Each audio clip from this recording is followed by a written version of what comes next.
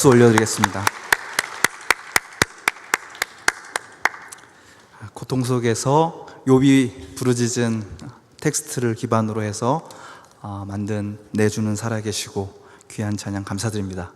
샬롬 합의 찬양단의 찬양도 감사드리고, 특히 음향, 영상 맡아서 봉사하시는 청년들에게 5월 마지막 주 맞아서 다시 한번 따뜻한 감사의 마음 전하고 싶습니다. 여러분, 저는 괜히 싫은 사람이 있습니다. 괜히 싫어요. 그 사람은. 다른 사람들은 그런대로 그 인간하고 잘 지내는데 저는 힘듭니다. 마음에 안 드는 거죠. 자꾸만 그 사람이 하는 행동이나 말이나 표정 같은 것들이 눈에 거슬립니다. 언제부터 그 사람이 이렇게 미웠을까? 아마 처음부터 그랬던 것 같지는 않습니다. 왜냐하면 그때는 잘 몰랐으니까요. 처음에 만났을 때는. 그런데 알면 알수록, 자주 보면 볼수록 짜증이 나고 싫습니다. 도대체 왜 그럴까? 목사가 이렇게 싫어하는 사람이 있어도 될까? 라는 생각을 하면서 내가 그 사람을 싫어하는 3가지 이유를 찾아냈습니다. 첫 번째는요, 엄청 변덕스럽습니다. 어떨 때는 활발하고 좀 승부욕도 강하고 약간 다혈질일 때도 있는데요, 또 금방 어떤 때는 엄청 소심합니다. 종잡을 수가 없는 인간이에요. 그래서 어떻게 돼야 될지 모르겠다라는 생각이 듭니다. 두 번째, 일 좀 시키려고 하면 엄청 빼면서 안 한다고 합니다. 어쩔 수 없이 일을 한번 맡겨봤거든요. 그랬더니 이 사람이 함께 일하는 법을 몰라요. 다른 생각을 가진 사람이 있으면 잘 다독이고 설득해서 일을 만들어가는 것이 아니라 그냥 혼자 합니다. 혼자 밀어붙여요. 도대체 무슨 생각을 가지고 저렇게 하는지 다른 사람이 좀 알아야 되는데 일단 그냥 하는 거예요. 자기 혼자 온 세상 고민을 다 끌어안고 있는 것처럼 굽니다. 그러다가 안 되면요, 어떻게 되겠어요? 삐쳐요. 그래서 잠수 탑니다. 안 나타나요. 함께 일을 해야 되는 사람들 완전 멘붕입니다. 아니, 맨 처음부터 확실하게 안 한다고 하든지, 일단 했으면 끝까지 책임을 져야 되는데 사라져서 안 나타나는 겁니다. 세 번째, 그 사람이 이런 말을 잘합니다. 우리 이렇게 해야 된다, 이렇게 살아야 된다. 그런데 정작 자기는 그렇게 못 사는 거예요. 말과 삶이 따로 노는 것 같은 그런 사람입니다. 혹시 좀 짚히는 사람 있습니까? 다른 사람들은 그걸 잘 모르더라고요. 그런데 유독 나한테는 그게 눈에 잘 띕니다. 그래서 힘들어요. 미워할 수밖에 없습니다. 형제인데 오늘 이 자리에 없는 것 같기도 하고 있는 것 같기도 합니다. 제 눈 피하지 마세요. 그 사람은 제가 제일 미워하는 내 안에 있는 내 모습입니다. 최근에는 이 말을 이렇게 바꿔봤습니다. 그 사람은 내가 제일 미워하는 내 안에 있는 모세다. 이렇게 말해보았습니다. 여러분, 요즘 우리 청년부 회장단과 지역장들, 속장들이 출애굽기부터 시작해서 구약을 쭉 읽어 나가고 있습니다. 꼭 그 리더가 아니다 할지라도 여러분 함께 읽어주시면은 굉장히 재밌는 대장정이 되지 않을까 그런 생각을 해봅니다. 여러분, 출애굽기, 레위기, 민수기, 신명기까지가요 다 모세 이야기입니다. 모세는 이스라엘 백성을 이집트에서 해방시켜서 가나안 땅으로 인도해낸 영웅입니다. 출애굽기는요, 이 모세의 아슬아슬한 탄생 이야기로 시작됩니다. 그리고 모세 오경의 마지막인 신명기는 이 모세가 가나안 땅을 바라보면서 생을 마감하는 이야기로 끝이 납니다. 그러니까 출애굽기부터 신명기까지가 전체 다 모세의 이야기인 것이죠. 우리가 아는 모세는 어떤 역경에도 굴하지 않고 이스라엘을 이끈 위대한 지도자입니다. 정치적으로는 난세의 영웅이다 이렇게 얘기할 수 있겠고, 신앙적으로는 우리가 계속해서 본받아야 할 모범이다 이렇게 말할 수 있을 것 같습니다. 자, 그런데 2017년 맞아서 제가 다시 한번 모세의 이야기를 꼼꼼히 읽으면서 이전과는 상당히 다른 느낌을 갖게 되었습니다. 모세라는 사람에 대해서, 이 모세라는 사람이 보여주는 리더십에 대해서 이거 예전에 내가 읽던 것과는 좀 다른 느낌으로 다가온다 라는 그런 생각이 드는 것입니다. 여러분, 성경을 읽어보면은 아주 뚜렷하게 나타나는 것이요, 이스라엘 사람들이 모세를 굉장히 미워했다라는 사실입니다. 모세를 좋아하지 않았어요. 근데 이게 잘 납득이 안 됩니다. 여러분, 홍해를 가르고요, 그전에는 하나님께서 이스라엘 백성을 이끌어내시기 위해서 10가지 기적을 이렇게 행한 사람 아닙니까? 이렇게 놀라운 기적을 행한 그런 지도자면요, 사람들이 그 사람을 존중하고 존경하고 그 앞에서 최대한의 순종의 모습을 보이려고 노력했을 거예요. 그렇지 않습니까? 그럼 제가 언제 기적이라도 이렇게 일으킨 적 있습니까? 아픈 사람 낫게 한 적도 없고 기적을 베푼 적이 없잖아요. 그래서 여러분, 그냥 저를 그냥 평범한 사람으로 생각하고 있잖아요.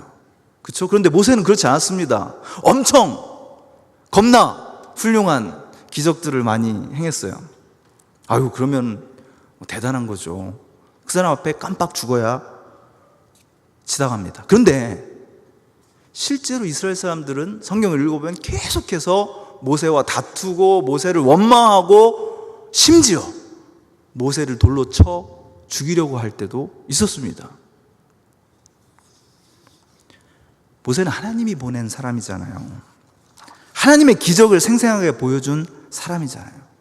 그런데도 이스라엘 사람들은 모세를 대단히 자주, 대단히 격렬하게 미워하고 싫어했다는 겁니다. 물론 이것은 이스라엘 사람들의 마음속 뿌리 깊게 자리 내린 노예 근성, 탐욕, 불신, 이런 것들이 원인이었을 수도 있습니다. 그런데 제가 보니까요, 모세한테도 원인이 있었습니다. 그리고 그 원인은 제가 아주 싫어하는 사람의 특징 3가지하고 딱 맞는다라는 생각이 들었습니다. 첫 번째, 제가 싫어하는 모세는요, 종잡을 수가 없는 사람입니다. 이스라엘 민족을 괴롭히는 이집트 사람을 때려 죽였어요. 그럼 이 사람이 어떤 사람이겠구나 상상이 되시죠? 의분이 끓어오르면요, 폭력을 쓰는데 살인을 불사할 정도입니다. 과격한 사람이죠. 그런데 그 일이 탄로났다고 하니까 완전 소심한 도망자가 되어서 광야로 내빼버립니다. 이스라엘 민족이 계속해서 고통을 당하고 신음 속에서 부르짖는데 그 신경 안 쓰고 40년 동안 광야에서 도망자로 살아간 거예요. 오랜 세월을 보냈습니다. 이런 그의 모습은 그의 생애 후반에도 종종 나타납니다. 불같이 뭔가 앞장서서 일을 하다가 다시금 절망 속에 가라앉는 그런 업앤다운의 모습을 보여줍니다. 출애굽기 32장에 보면은 10계명을 받으러 간 사이에 이스라엘 백성들이 금송아지를 섬기고 있으니까 그 모습을 보고 돌판을 그냥 바닥에 던져버리고 금송아지를 불에 태워가지고 그 재를 물에다 뿌리고 이스라엘 사람들이 그거 마시라고 이렇게 얘기한단 말이죠. 이런 불같은 사람이 또 금세 잿더미처럼 사그라들어가지고 그냥 소심한 모습을 보이고 있는 걸 보면 도대체 모세라는 사람은 어떤 사람인가 하는 의문이 들게 됩니다. 두 번째, 모세는요 참 함께 일하기 힘든 타입의 사람입니다. 일단 하나님께서 친히 나타나셔서 바로에게 가라 이렇게 하시는데 망설여요. 망설입니다. 제가요? 사람들이 뭐라고 생각할까요? 사람들이 안 믿을걸요? 이러면서 총 5번이나 주저주저합니다. 이런 고구마 같은. 여러분 잘 모르시죠? 고구마 같다는 말. 네, 모르시면 내가 좀 나이가 들었구나 이렇게 생각하시면 됩니다. 혹은 드라마를 안 봤구나. 샬롬 찬양대에 MT에 가가지고 제가 그 스피드 퀴즈를 하는데 고구마 같은이 나왔어요. 그래서 정말 고구마 같은 우리 맹재환 형제의 얼굴을 이렇게 보여주면서 그랬더니 못 알아맞추더라고요. 나중에 우리 박진선 자매가 알려줬습니다. 고구마 같은 그 말은 엄청 답답하다는 뜻이고, 그 뒤에 그렇게 얘기는 안 했지만 목사님 참 답답하시네요. 그런 느낌이 이렇게 왔습니다. 뭐 믿거나 말거나. 엄청 고구마 같은 거예요. 모세 진짜 답답합니다. 특히 5번째 변명은 모세의 고구마 같음의 압권입니다. 4장 10절, 모세가 여호와께 아뢰되 오 주여 나는 본래 말을 잘하지 못하는 자니이다 이렇게 이야기하고 있습니다. 그랬더니 하나님께서 그럼 내가 할 말을 가르쳐 주겠다. 내가 입을 만든 사람이 아니냐. 입을 만든 내가 가라고 그러는데 왜 이렇게 머뭇거리느냐. 그러자 모세가 이렇게 얘기합니다. 모세가 이르되 오 주여 보낼 만한 자를 보내소서. 결국은 여호와께서 노하셔서 사이다 같은 말로 그 답답함을 깨뜨리시고 그를 애굽으로 보내십니다. 그런데요, 출애굽 이후 계속해서 이스라엘 백성과 모세 사이에는 갈등이 생겨납니다. 광야 40년을 보내는 내내 서로 원망하고 싸우는 모습을 그냥 읽고 있노라면, 이 모세 대체 리더십이 있는 사람인가 없는 사람인가 답답할 정도입니다. 뭔가 1, 2년 지내다 보면 이때는 이렇게 해야 되겠다 저렇게 해야 되겠다 해가지고 그 사람들에게 맞춰주는 뭔가가 있어야 되는데 40년 동안 그렇게 계속 싸우고 있던 겁니다. 비슷한 패턴이에요. 먹을 게 없다, 부족하다, 목마르다 이런데 그런 마음들을 잘 헤아리고 좀 대화도 해주고 이러는 것이 아니라 답답한 상태에서 계속 갈등을 키워가고 있더라 이겁니다. 3번째, 모세는요 지도자로서 사생활도 제대로 관리하지 못했습니다. 오늘 본문의 바로 앞쪽에 보면 민수기 12장에 이런 사건이 보도가 됩니다. 모세가 구스 여자를 취하였더니 그 구스 여자를 취하였으므로 미리암과 아론이 모세를 비방하니라.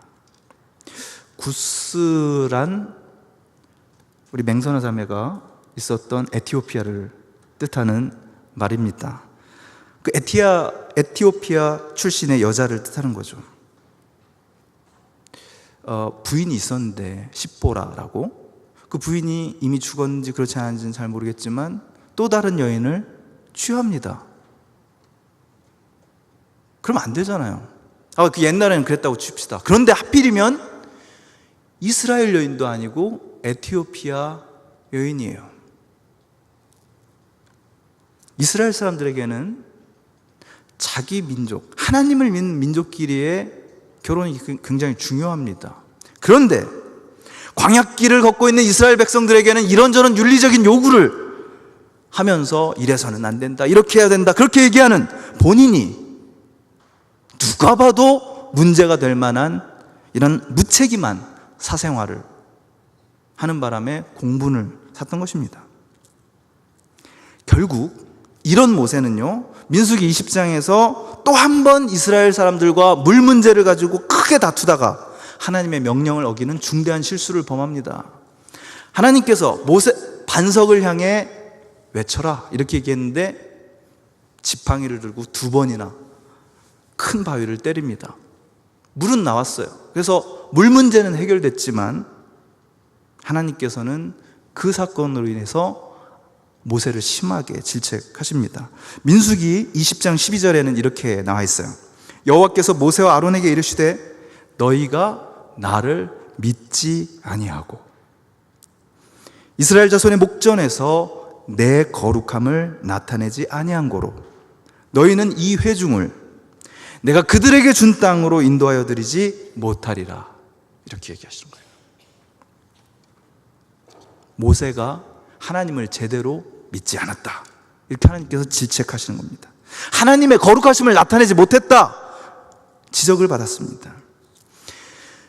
지팡이로 바위를 친 사건은 한 번의 우발적인 행동이 아니라 그의 내면에 수년 동안 축적된 불신앙 그리고 저항감의 표현이라는 말입니다.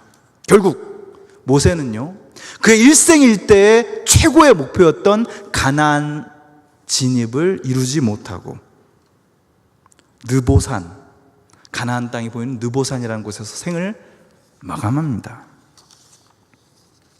여러분, 이것이 우리가 알고 있는 모세의 생애입니다. 여러분, 잘 기억하십시오. 성서의 모든 인물들은요, 영웅이 아닙니다.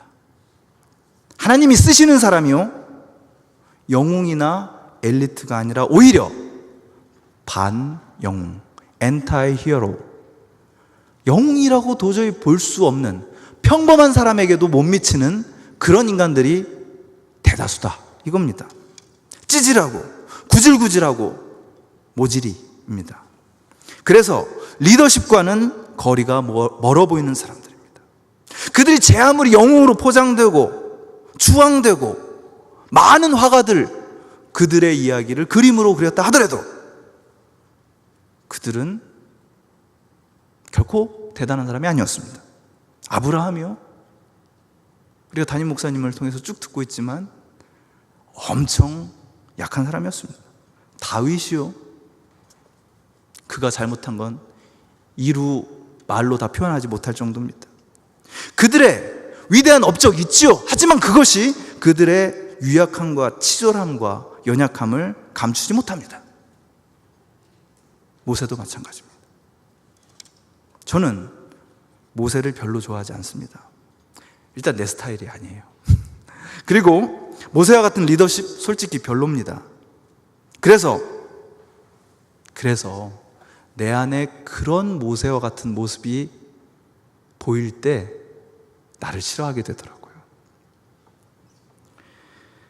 자, 그런데 오늘 본문은 이렇게 모세를 싫어하는 제가 영원히 그 모세를 미워할 수 없는 한 장면을 마치 스냅 사진처럼 저에게 보여줍니다. 배경은 이렇습니다. 가나안 땅에 이제 바로 앞에 왔어요. 가나안 땅이 어떤지 살펴보려고, 전쟁을 하면 우리가 이길 수 있는지 어떻게 해야 되는지 살펴보려고 정탐꾼 12명을 보냅니다. 40일 동안 머물다가 돌아왔는데 10명이 전한 소식이 끔찍합니다. 그 사람들은 엄청 신체 구조가 달라요. 엄청 크고 겁나 튼튼하고, 그래가지고 우리가 도저히 이길 수 없다 이런 이야기를 합니다.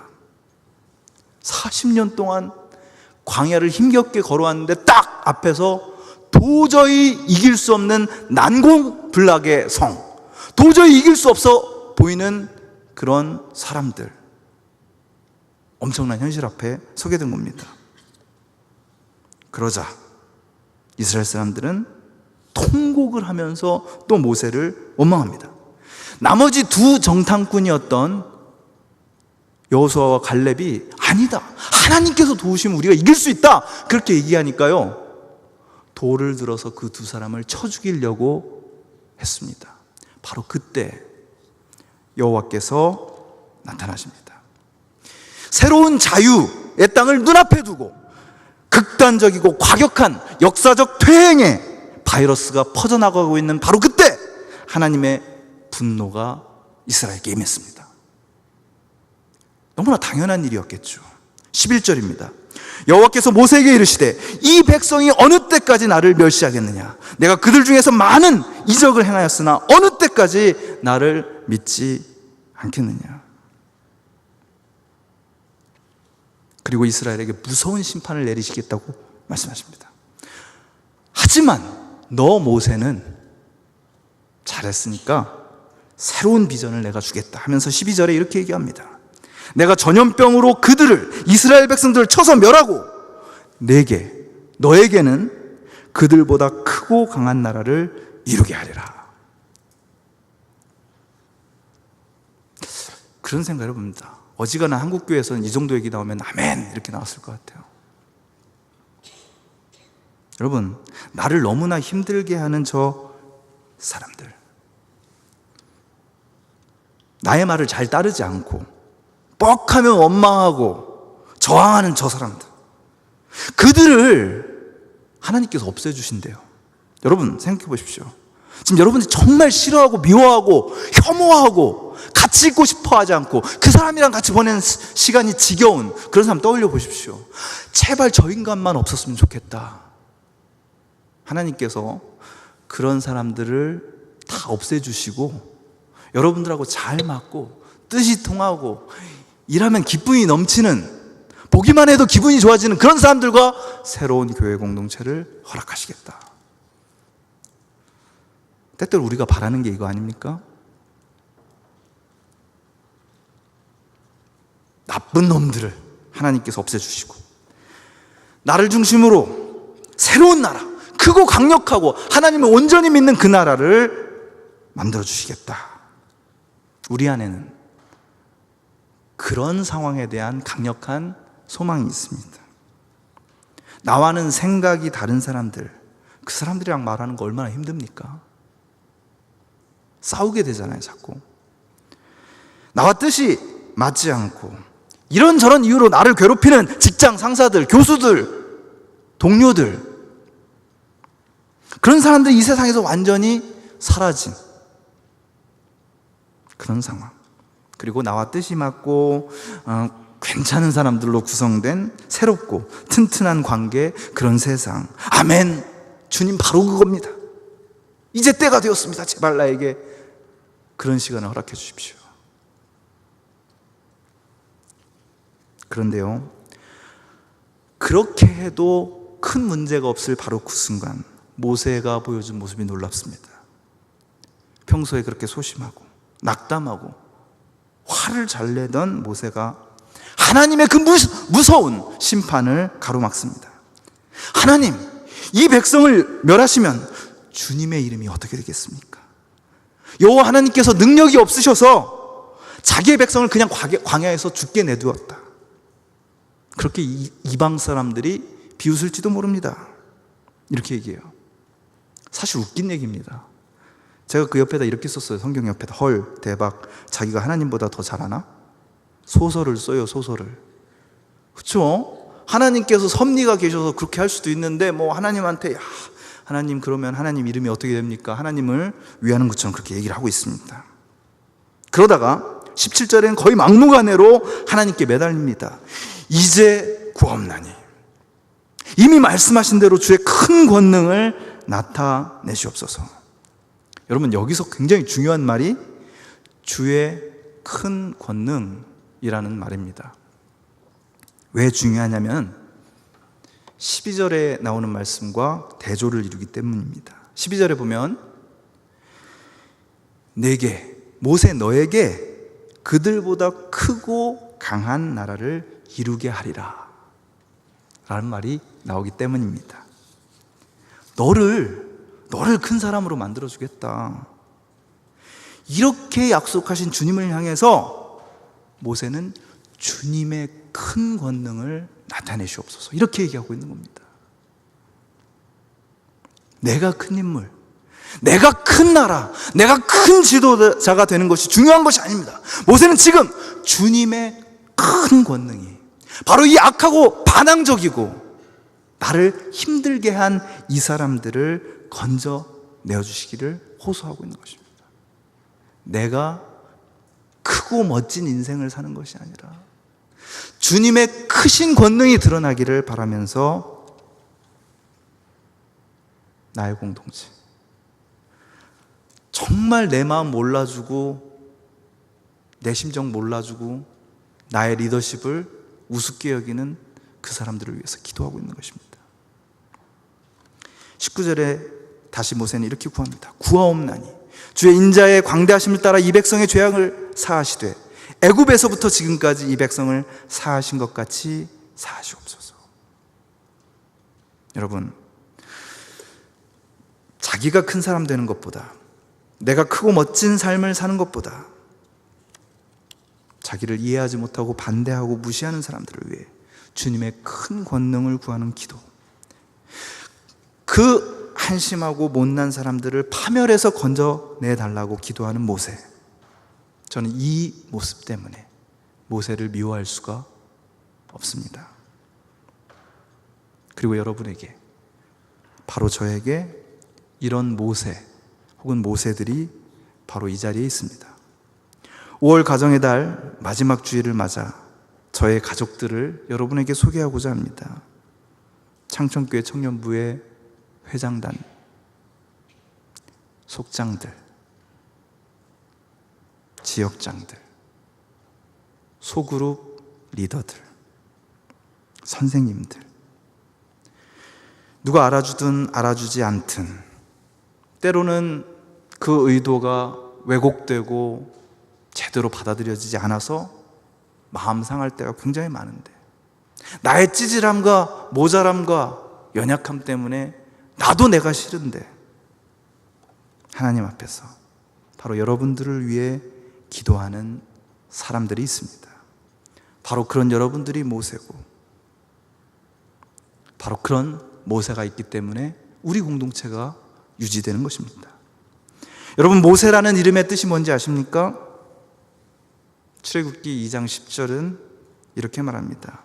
바로의 딸이 그의 이름을 모세라 하여 이르되 이는 내가 그를 물에서 건져내었음이라 하더라.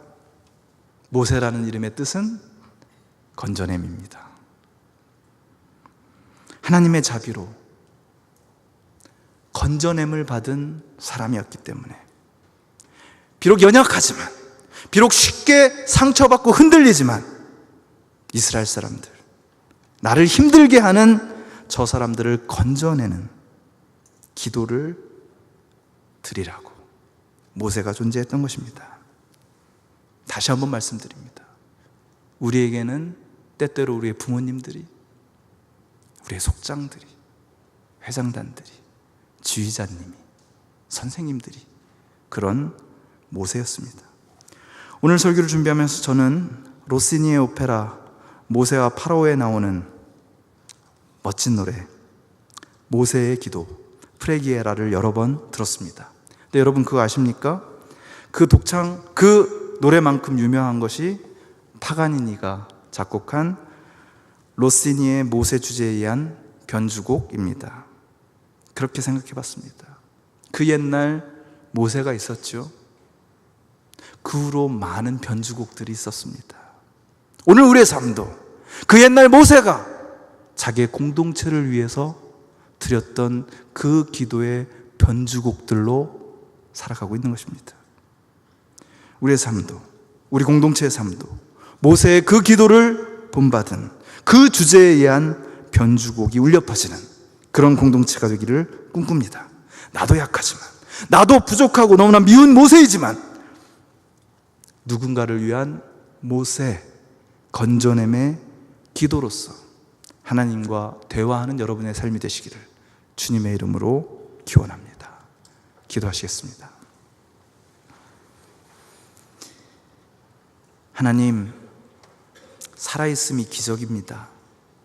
주님께서 우리에게 그 어떤 스펙타클한 기적을 보이지 않으셨다 해도 오늘 우리가 이 자리에서 이렇게 예배드리고 살아있음이 얼마나 엄청난 기적인지 깨닫게 하여 주시옵소서.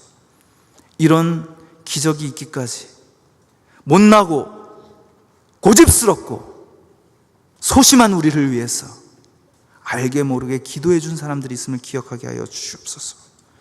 주님, 우리의 삶 또한 누군가를 향한 모세가 되게 하여 주시옵소서.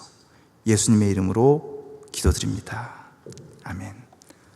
여러분, 이 시간은 함께